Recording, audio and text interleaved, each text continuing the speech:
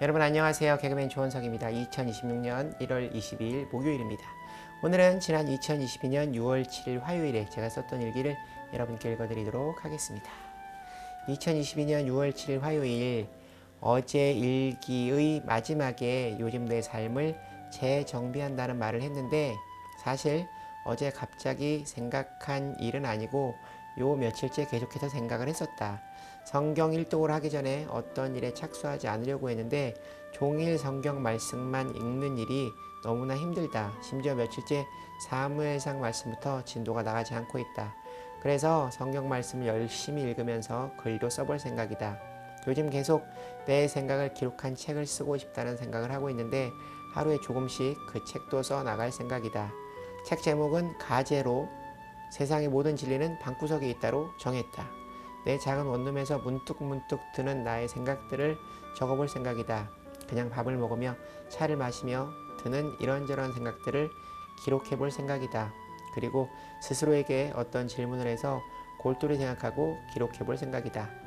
그리고 낯선 어느 곳에 가서 방을 얻어 그곳에서 생활을 하며 기록하고 시리즈로 이 책을 써보면 어떨까 하는 생각을 하고 있다. 예를 들어 처음 가보는 동네에 원룸을 얻고 그곳에서 먹고 자며 주변을 바라보는 나의 시선과 생각들을 쓰면 어떨까 싶다. 예를 들면 다음 책 제목은 세상의 모든 진리는 평창동 75길 작은 방구석에 있다. 정도?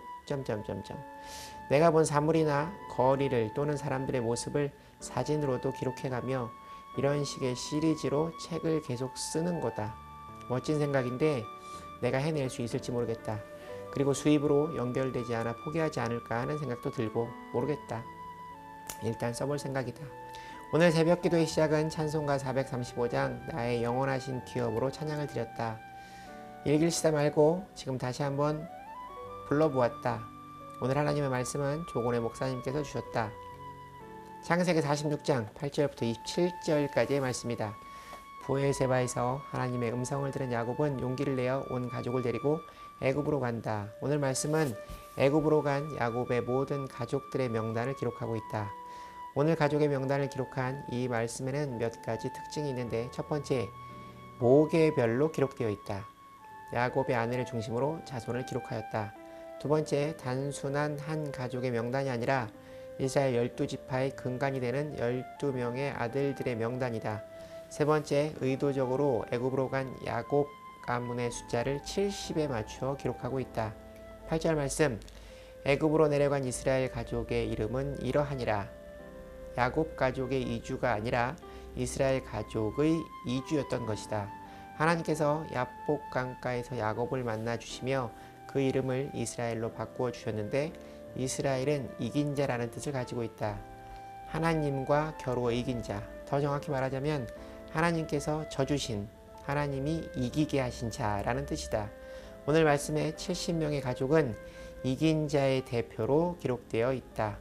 8절부터 15절까지의 말씀은 야곱의 아내 레아에게서 나온 자손들을 기록하고 있다. 그녀의 자녀들은 많은 죄를 짓고 또 고난을 당했다. 첫째 르우벤은 아버지의 침상을 더럽혔고, 시므온과 레이는 학살과 약탈을 저질렀다. 그리고 딸 디나는 세겜에서 강간을 당하는 사건이 있었다. 그러나 그녀에게 많은 자손을 낳는 축복을 주셨고, 훗날 유다 지파를 통해 다윗 왕과 메시아가 오시는 역사가 이루어진다. 욥기 23장 10절 말씀, 그러나 내가 가는 길을 그가 아시나니 그가 나를 단련하신 후에는 내가 순금같이 되어 나오리라. 레아는 33명의 자식을 낳았고 16절부터 24절까지 기록되어 있는 실바는 18절 말씀에 모두 16명의 자손을 낳았다 기록하고 있다. 19절부터 22절까지의 말씀은 라헬이 모두 14명의 자식을 낳았다고 기록하고 있다. 23절부터 25절까지의 말씀은 빌하가 7명을 낳았다 기록하고 있다. 야곱의 본처인 레아와 라헬은 시녀이자 야곱의 첩인 실바와 빌하보다 각각 2배의 자손을 더 낳게 해주셨다. 26절 말씀, 야곱과 함께 애굽에 들어간 자는 야곱의 며느리들 외에 66명이니 이는 다 야곱의 몸에서 태어난 자이며 70명의 숫자에 며느리들은 포함되어 있지 않다. 이는 창세기의 저자 모세의 의도로 보인다. 사도행전 7장 14절 말씀에서는 75명이나 기록하고 있다. 요셉이 사람을 보내어 그의 아버지 야곱과 온 친족 75사람을 청하였더니, 어쨌든 창세기 저자의 의도를 따라 70이라는 수의 의미를 부여하면 70은 3 더하기 4에 10을 곱한 수다. 3은 신성한 하나님의 숫자, 성부, 성자, 성령을 가리키며 4는 동서남북과 봄, 여름, 가을, 겨울 4계절을 가리키는 것처럼 세상의 수이자 피조물의 수를 가리킨다. 곧 3 더하기 4는 하나님과 사람의 연합이면서 완전하다는 것을 상징한다. 그리고 7은 완전한 수라고 말한다. 하나님께서 이 세상을 창조하실 때 7일간 창조하셨고, 요한계시록에 있는 이 세상의 교회를 7교회라고 표현했다. 여기에 10이라고 하는 충만한 숫자를 곱하면 바로 70이 되는 것이다. 그러므로 70이라는 숫자는 이 땅의 완전하고 충분한 숫자를 가리킨다.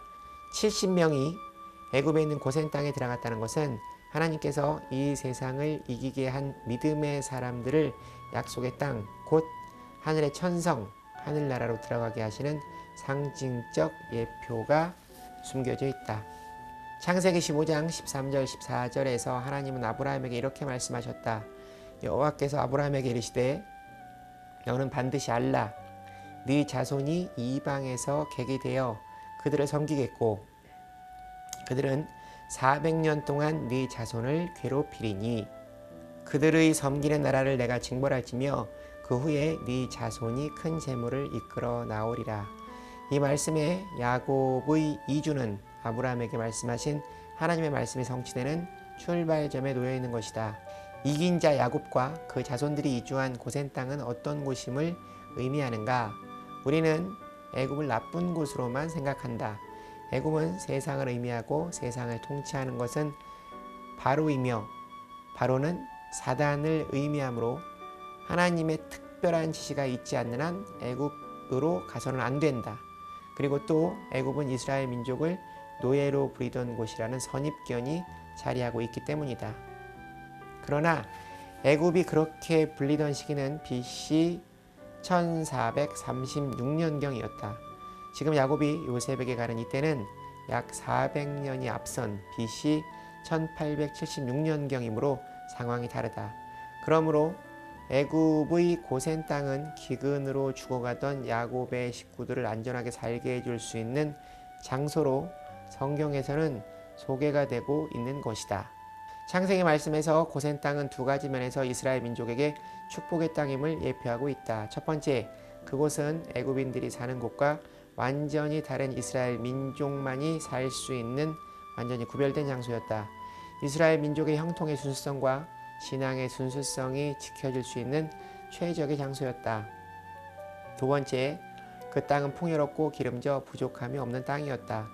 물이 풍부함으로 어떠한 가뭄도 버틸 수 있는 입지 조건을 가지고 있는 곳이었다. 그래서 이스라엘 민족은 애굽의 고센 땅에서 430년을 살면서 형통의 순수성을 지킬 수 있었을 뿐 아니라 가나안 땅을 정복할 만큼 엄청나게 큰 민족으로 번성할 수 있었다. 이때는 70명이 애굽으로 가지만 430년이 지났을 때는 장정만 60만 명, 여자와 아이까지 합치면 200만 명이 넘는 수로 번성하게 되었다. 당시로서는 이스라엘 민족들이 하늘의 별과 같이 바다의 모래알 같이 번성할 수 있는 최적의 장소였다. 이는 아브라함과 하나님의 약속이 성취된 것이다. 우리는 하나님의 말씀을 절대로 과소평가해서는 안 된다. 마태복음 5장 18절 말씀, 진실로 너희에게 이르노니 천지가 없어지기 전에는 율법의 1.1획도 결코 없어지지 아니하고 다 이루리라. 이사야 40장 8절 말씀, 푸른 마르고 꽃은 시드나 우리 하나님의 말씀은 영원히 서리라 하라. 하나님의 말씀은 축복이든 저주이든 그대로 이루어진다. 우리는 자신의 경험, 지식, 돈이 아닌 오직 하나님의 말씀을 믿고 따라야 한다. 약속의 말씀을 붙들고 기도하면 응답해 주신다. 고아의 아버지 조지 뮬러는 53,000번의 기도 응답을 받았는데 자신의 기도 내용과 유사한 사건의 말씀을 성경에서 찾아 계속 손가락으로 가리키며 하나님 여기 이렇게 말씀하셨잖아요. 이렇게 말씀하시고 이렇게 역사하셨다면 오늘 나에게도 동일하게 역사하실 줄 믿습니다. 라고 기도했다고 한다. 우리도 믿지 않는 가족, 지인을 위해 기도할 때 주 예수를 믿으라. 그리하면 너와 네 집이 구원을 얻으리라 하신 그 말씀을 붙잡고 간절히 기도해야 한다. 이렇게 하나님을 붙들고 약속의 말씀을 의지하며 기도할 때 하늘문이 열린다. 오늘의 말씀은 유튜브 영상을 보며 자세히 기록했다. 왠지 모르게 오늘은 그러고 싶었다. 더 많은 시간을 할애할 만큼 이 말씀이 더욱 나의 말씀이 되는 시간이었다고 생각한다. 오늘은 장을 보러 다녀와야겠다. 먹을 게 다 떨어졌음. 하나님 오늘도 감사 또 감사합니다. 사랑합니다. 아브라함에게 하신 하나님의 말씀이 이루어지는 역사적인 장면을 기록한 오늘의 말씀이 은혜가 되기도 하고 또 이때에 살았던 사람들은 이 사실을 알고 있었을까 하는 궁금증이 들기도 합니다. 하나님의 시간 안에 하나님께서 성취하시는 일들을 어쩌면 그 당시를 살아가는 사람의 시간과 생각으로는 알 수 없다는 생각이 들기도 합니다. 오늘도 성경에 쓰여진 하나님의 약속의 말씀을 붙들고 하나님께 쉬지 않고 기도드림으로 그 약속을 이루어가는 하나님의 사람으로 살기를 원합니다. 오늘 일기는 여기까지입니다. 여러분 오늘 하루도 주님과 함께 동행하는 행복한 하루 되시기 바랍니다. 슈브 여러분 주님께 돌아오세요.